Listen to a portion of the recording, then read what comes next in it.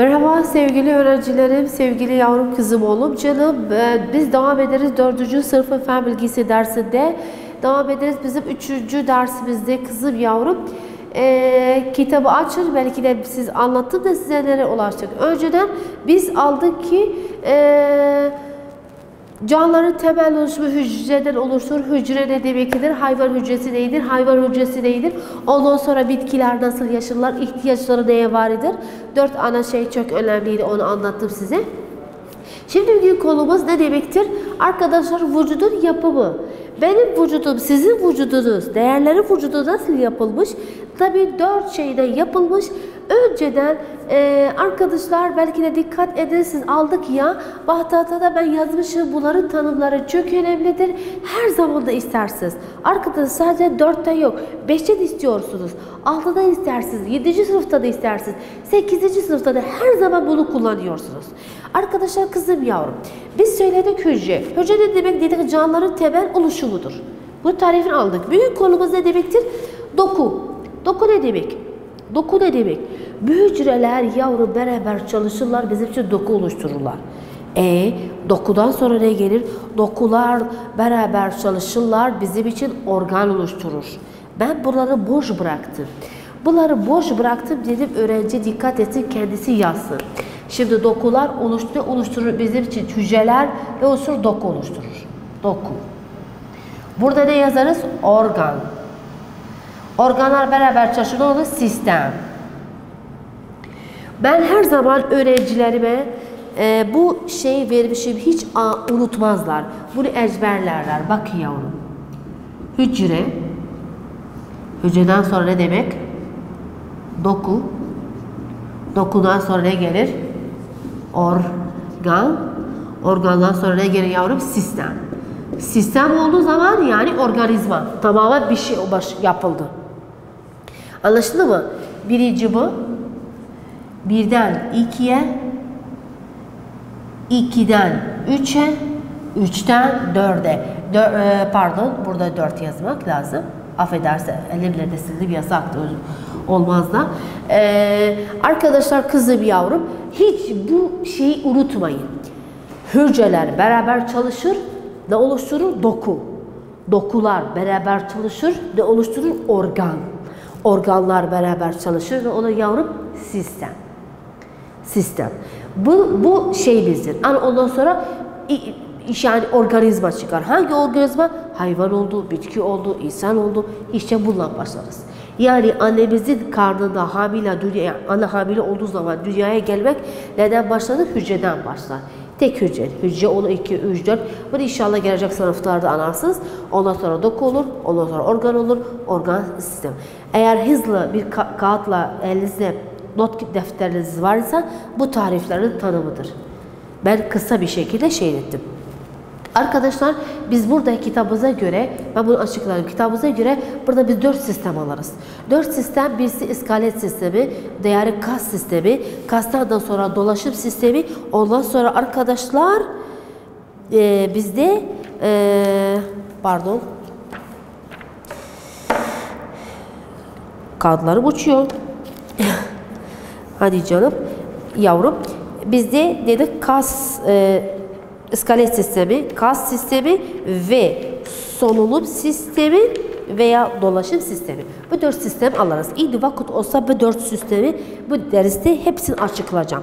Kısa bir şekilde beraber deriz. Hadi zakalı öğrencilerim, hadi canım sevgili öğrencilerim benimle beraber olun. Şimdi son defa tekrarlayacağım. Bunu hiç unutmayın. Hücre beraber çalışır, doku oluşturur. Dokular beraber çalışır, organ oluşturur. Organlar beraber çalışır, sistem. Sistemden sonra organizma. O organizma insan mı, hayvan mı, bitki mi? Bu şu olur. Şimdi biz kendimiz insan olarak bizim vücudumuzda mesela özü çok sistem var kızım yavrum. Eğer dikkat ederseniz ben yani bakın yavaş yani çok da parmağınız etmeyin. O kulaklığınıza yani zarar olsun. Yavrum biraz yavaş eliniz parmağınızın kulağınız içine koyarsınız. Bir dakika ben size içeride neler sesler var. Sanki bir fabrikadır. Sanki bir düğün var içeride. Hepsi şeyler çalışıyorlar yavrum. Hepsi bir şey. Bu kimler çalışıyor? Sistemler çalışıyor. Şimdi bizim vücudumuzda çok sistemler vardır. Sadece biz burada 4 sistem alırız. İskelet sistemi, gaz sistemi, solunum sistemi, dolaşım sistemi. İskelet sistemi ilk defa sistem alırız. O da iskelet sistemi. İskelet belki de görmüşsünüz çok yabancı filmlerde ya da çizgili filmlerde de vardır. Mesela film çekerken sadece kemiklerimiz çıkar. Kemikler çıktığı zaman insan korkar, bazı zaman şeyler olur. İşte o iskelet sistemidir. İskelet sistemi ne demektir? Bunu tarifi yazmışım. Burada yazdık sistemler. İlk defa iskelet sistemi. İskelet sistemi birçok kemiklerden oluşur. Belki öğrenci sorar, hocam çok kemik biliyorsunuz. Belki de ben size anlatacağım. Yavrum tavuk. Anneniz yemek pişirirken et kızdırıcı şeylerden bir olan tavuk yavrum. Tüm evde var elhamdülillah. İnşallah Allah kesmesin bir nimeti bize. Yavrum herkes tavuk yemiş. Tavuk yediği zaman, et yediği zaman bakarsın kemik kaldı. Eğer kanadı olarak, eğer bacağı olarak, eğer göğsü olacak pardon kızım yavrum bunu yerken özür dilerim pardon. Arkadaşlar işte bunu yerken bakarsak kemikleri vardır. İşte bu ne demektir? Bu iskelet sistemidir. Yani bak ne söylüyorum. İskelet sistemi birçok kemiklerden oluşuyor. Kemikler ne yapar? Görevi nedir? Acaba bu kemik nedir? Eğer bende bu kemik olmasaydı, sizde olmasaydı, kedide olmasaydı, aslanda olmasaydı, kaplanda olmasaydı, köpekte olmasaydı ne oluruz? Arkadaşlar bir parça et. Bir parça et, oraya atardık, buraya atardık. Kemik olmasaydı böyle olurdu, bir parça et. Kalkabilmezdim. Hareket etmeye hareket edebilmezdim. Anlaşıldı mı? İşte iskelet ne demektir? Yavrum, iskelet sistemin en önemli bir sistemdir. Birçok kemiklerden oluşuyor. Kemiklerin yapımlarına göre görevi nedir? Ne yapacaktır? Birinci, vücudu destekler. Vücudumu destekler. Yani vücudumu şeklimi verir. Bak ikincisi şekil veriyor. Şekil veriyor. İnsan şekli, hayvan şekli anlaşıldı mı? Şekil belirtiyor. Ondan sonra hareket için yardımcı olur. Hareketimi, ben şimdi kolumu böyle diyorum, geliyorum, geçiyorum, spor yapıyorum, konuşuyorum, oturuyorum, uyuyorum, kalkıyorum. İşte bu hepsini kimdir? Bu kollarımı, bu böyle yapıyorum. Hepsi bunlar nedirler? Bunlar iskelet sistemidir, kemiktir veya yanında kas sistemi de vardır. Şimdi konumuzda kas sistemi de. Arkadaşlar bir de iç organlarımız. Bakın göğsümüze bakarken arkadaşlar içinde en önemli 2 organ vardır. Bir kalp sol tarafa, arkadaşlar bir de akciğerimiz. Solunum sisteminde alarken bunu anlatırım size. İç organımız. Bir de kafamız tasında ne var yavrum? Beyin. Beyin. Belki de arkadaşlar keleküpe yani paça yani Kürtçesi söylerler. Sarıpeçik yani bunu anlatır. Özür dilerim eğer yanlış söylemiştir de. Yavrum çok koyunun başını kafasını getirerek kıracaklar, beyni çıkardılar. Söylenen en tatlı en yemek odur. Affedersin ya bir gün böyle ne oldu ya? Canım. İşte o zaman bu kafatasımız buradan ki buraya kadar geliyor. Kimi himayet ediyor? İç organlarını korur. İç organları himayet eder. O da beyin. Bir de göğsümüzün kafası vardır. Tavukta da vardır. İçinde ne vardır? Kalbimiz ve akciğerimizi koruyorlar. Umarım bunu anladınız. Son kısa bir defa tekrarlıyorum. Söyledik arkadaşlar iskelet sistemi. İskelet sistemi birçok kemiklerden oluşuyor. Bu kemikler bize için faydası var. Evet var. Vücudumuzu destekliyor. İşte durduruyor, bitiyor. Ondan sonra şeklimizi belirtiyor. Ondan sonra hareketimizi sağlıyor harekette veya iç organlarımızı koruyor. Umarım bunu anladınız. Şimdi gideriz ikinci sisteme. İkinci sistem kas sistemi yavrum. Kas sistemi isterseniz tahtanı sileceğiz. Bunu böyle bırakacağım çünkü çok önemli değil. Belki de siz ulaşarsınız yazmasına. Arkadaşlar burada da hepsi de kitapta var yavrum. Demeyin şeyleri. Şimdi ikinci sistem alırız. Kas sistemi. Kas. Yani şu etler. Kas sistemi yani etler. Ya çok öğrenciler var, çok çocuklar var canım. Söyle anne, bana etleri ver. İplik iplik olan etler. Bir şey olmaz içinde. İşte bu kastır, bura. Bu kas. Bu kas herkes. Belki de sporcular da vardır. İşte bu kasları yüzleştiler. Herkesin bu taraftaydı. Şimdi model olmuş maşallah. Bizim erkek kısım olanlar hepsi vücut yapımlarını, kasları yetiştirirler, büyük ediler. Bacaklarımızda kas var, karnımızda kas var. Hepsi bu kaslar canım. İşte ne demektir? Yani avalat. Arapçası avalat. Yavrum. İşte kas sistemi alırız. Ben size vereceğim. İkinci kas sistemi. Kas sistemi. Önceden arkadaşlar bizde bizim vücudumuzda yavrum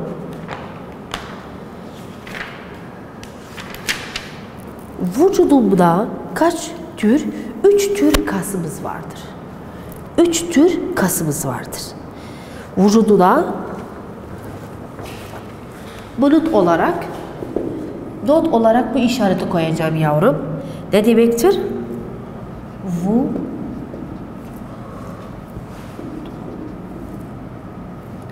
Vücudunda 3 bak önemlidir 3 tür kas var. Nokta. Vücudda 3 tür kas var. 3 çeşit kas var. Birincisi kızım oğlum. İkincisi, üçüncüsü. Birincisi arkadaşlar, heykel. Yani şey arasında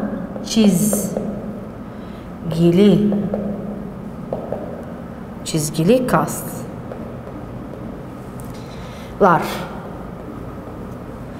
İkincisi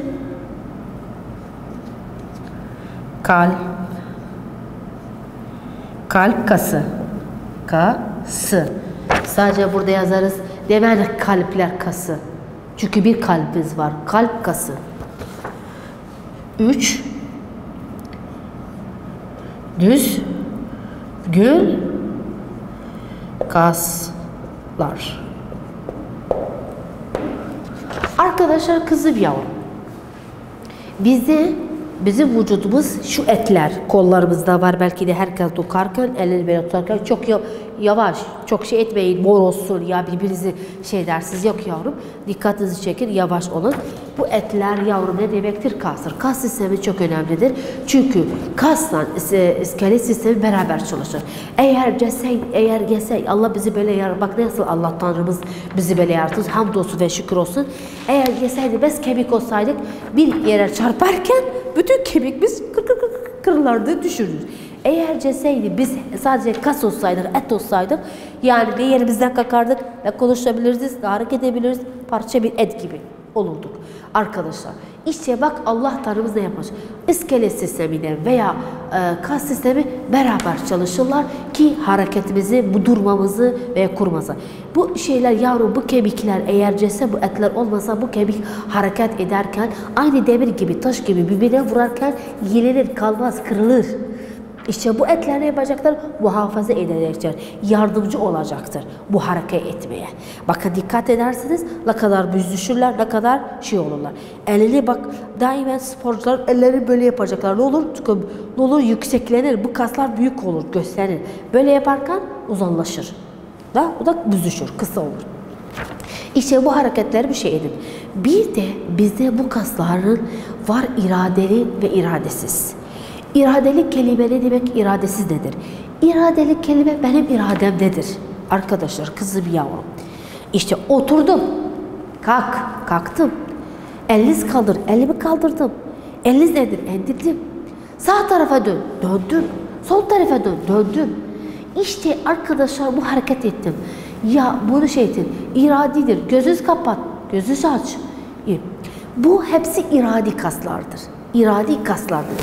İradesiz kaslar nedir? Ki elimde değil. O denen yavrum kalp. Kalp bası. Hiç var insan desin kalbe dur çalışma. Yoktur yavrum. Bu Allah'ın Tanrı'nın elindedir. Anlaşıldı mı yavrum? İşte bu kaslar bizde var. İradeli ve iradesiz. Ve arkadaşlar şimdi heykel kasları, çizgi kaslar iradelidir. Ve kalp kası iradesizdir. Buna dikkat edin. İradesiz. İradesizdir. Düzgün kaslarda arkadaşlar düzgün kaslarda işte bu da aynı bunlar da iradedir.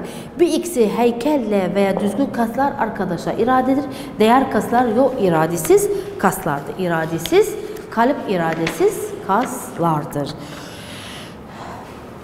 Arkadaşlar kızım yavrum bugün iki şey aldık. Sistem aldık. O da kas sistemi ile iskelet sistemi. Umarım bu da çok şey ettiniz. Tabii hepsi de sayfa. O 43'te kitapta varsa okuyarsınız. Hep güzel bir şekilde anlarsınız. Şimdi buradan arkadaşlar devam ederiz. O da solunum sistemi ile veya dolaşım sistemi. Solunum sistemi ne demektir? Veya dolaşım sistemi ne demektir? Bu iki sistemi aldınız mı? Anladınız mı? İşte bildik iskelet ne demektir? Şeyde bildik. Yavrum şimdi alırız kısa bir şekilde solunum sistemiyle ve dolaşım sistemi.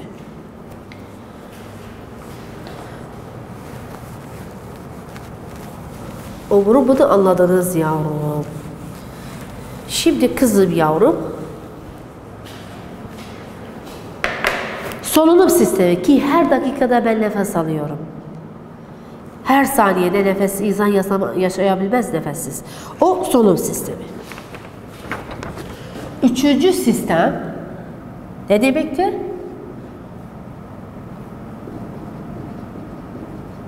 Solunum sistemi. Arkadaşlar kısa bir resim yapacağız.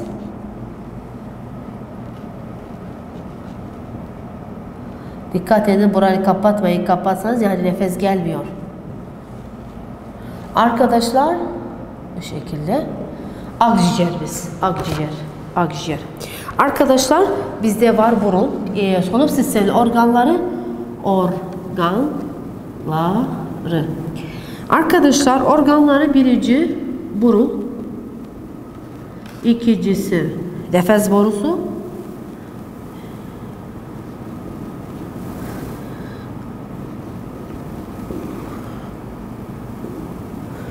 üçüncüsü yavrum akciğerler.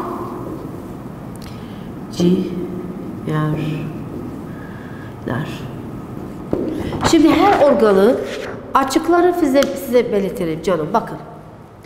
Dedik üçüncü sistem ne demektir? Solunum sistemi. Sen her zaman her dakika kızım yavrum nefes alıyorsunuz. Bakın. Nefes aldım.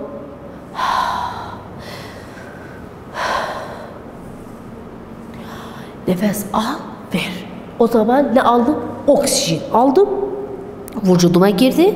Vücuttan sonra dışarı çıkan ve karbondioksit gazıydı. Oksijen aldığımız zaman yavrum hardan girdi? Burun. Sonra da nefes borusu. Yani bu bir, iki. Nefes.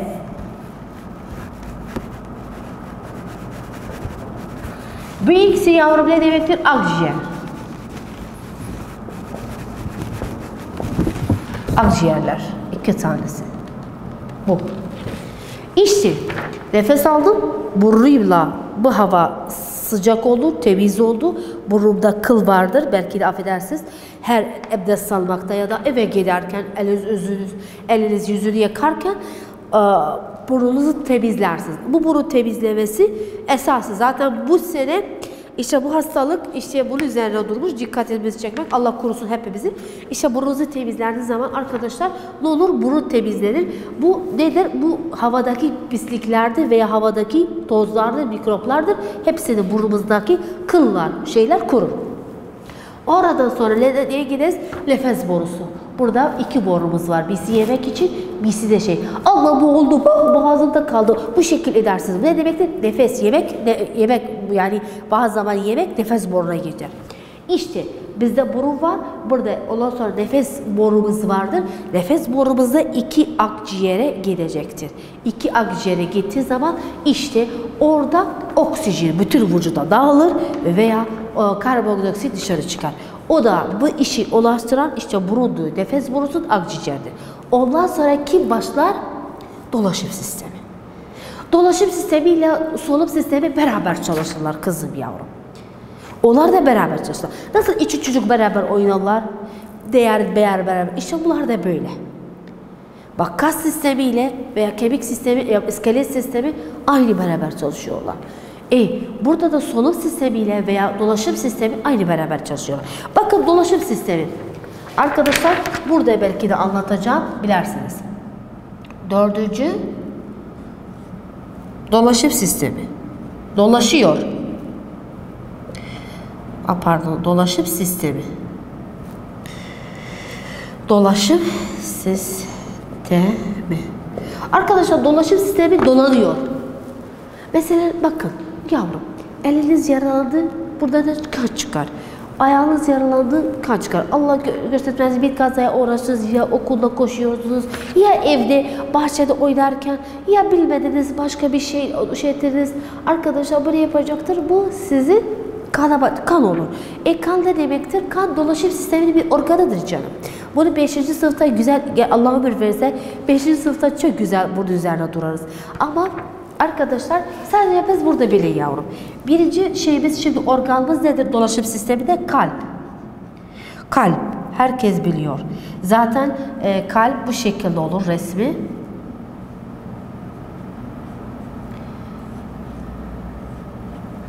Bunu bir işaret koydum. Çok arkadaşlar şeyde mektup yazmaktan ya da şimdi mektup kalmadı yazmak. Hamdolsun işte telefonlarda mesaj göndermekte ya kalp gönderdi bir şekilde basacaksınız kalp şekli ya da çok resim fotoğraf çekerken bu şekilde şey olur. Nedir? Bu kalbin resmidir. Bu kalbin şeysidir. Yavrum kalp nedir? Kalp bizim akciğerimizin içindedir. Nedir? Sol tarafa doğrudur. Yani herkes sağ elini sol tarafına koysa kalbin nabzını veya şeyini yavrum bilecekler, duyacaklar. Bu kalptir. Kalp nedir? Kalp bir parça ettir, kastır. Kalp bir parça ettir, kastır. Kalp bir kastır yavrum. İşi nedir? Aynı trompa gibidir. Yani trompa nedir? Muzakkay ave. O için muzakkay ave. Yani su, mesela şey ismi, mudahhama lilmay. Ne yapacaktır arkadaşlar? İşte bu ne yapacaktır bu? Bu kalp buradadır. İşte iki akciğer arasındadır. İki akciğer sol tarafa doğrudur. Tabi arkadaşlar etlidir. Kas dediğim zaman yani etli bir organdır. Belki de görmüşsünüz koyunun yani koyunu biz çok insanlar var işte kesildiler kurbani ya şeye. Bundan önce kurban bayramıydı yavrum. Herkes kesti ya da gördü kalp. Bu şey. Her kalpte insanın yumrusu kadardır. Bunu bilin. Her insanın kalbi yumrusu kadardır. Bu kadardır. Anlaşıldı mı? Bu kalp nedir? Kaslı bir organdır. Kaslı bir organdır veya iki akciğer arasındadır ama sol tarafa biraz doğru dönmüş. Arkadaşlar bunu bildik. Ondan sonra bizde ne vardır? Damarlar. Bizde damarlar vardır. Damar.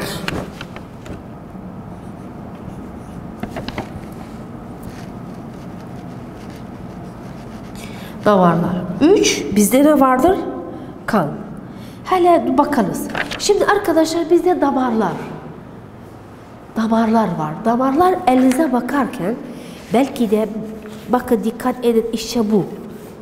Kolumuzda bile çıkar. Yani bazı zaman doktora gidersiniz bir test etmek için veya hep yani bir kontrol, vücudunuzu kontrol etmek için ya da Allah kimseyi göstermesin bir hastalık var şeyler. Bakın siz yapmayın bir işi. Yapmayın. Mesela burası sıkacaktır. Hatta ne olsun damarlar görsensin. Ya da elinde böyle yapacaktır. Damar çıksın burada. İşte bunlar nedir? Bu damardır. Bizim vücudumuzda da 3 çeşit damar vardır. Ne kadar? 3. 3. Arter damarlar, toplar damarlar, kılcal damarlar. Kan nedir? Kan arkadaşlar vücudumuzdaki sıvı bir maddedir, geçiyor. Arkadaşlar ama damarları 3'e ayıracağım. Yavrum burada dikkat edin. Yavrum özür dilerim yerde kalmadı tahtada. Burada 3'e ayrılırız biz. Bu damarlar 3'e ayrılır. Birincisi arkadaşlar arter damar, atar. İkincisi yavrum top damarlar. Toplar damar. Top yok, toplar damarlar. O birisi kılcal damarlar. Çok önemlidir. Arter damarlar yavrum 5 dakikada içinde açıklayacağım siz için yavrum. Arter damarlar ne yapıyor? Kalpten çıkan damardır. Tüm vücuda oksijen dağıtır. Toplar damarlar yok, topluyor. Öz adıyla topluyor. Hemen vücudumuzda ne kadar kan varsa kalbe ulaştırıyor. Kılcal damar nedir? Bu saçsızlık tellerini ulaştırır bu kan. Kılcal damarlar en küçük damarlardır ki her iki damarı birbirine bağlıyor. Son defa tekrarlıyorum. Dolaşım sistemi 3 organdan oluşuyor. O da kan, kalp ve damarlar. Kalbi de kaslı bir şeydir veya akciğer arasındadır. Sola doğru taraftır. Kan sıvı bir maddedir. Tüm vücudumuza olur. Kırmızı bir renkte pardon. Arkadaşlar damarlar ne demektir? Bizde damar 3 çeşit damarımız var. Artan damarlar, kılcal damarlar veya toplan damar. Artan damar özüyle, adıyla atıyor. Yani kalpten çıkıyor, oksijen bütün vücuda dağıtıyor. Toplan damarlar yok. Hepsi topluyor. Demez hadi odanızı toplayın. Bu topladır, getiriyor kalbe.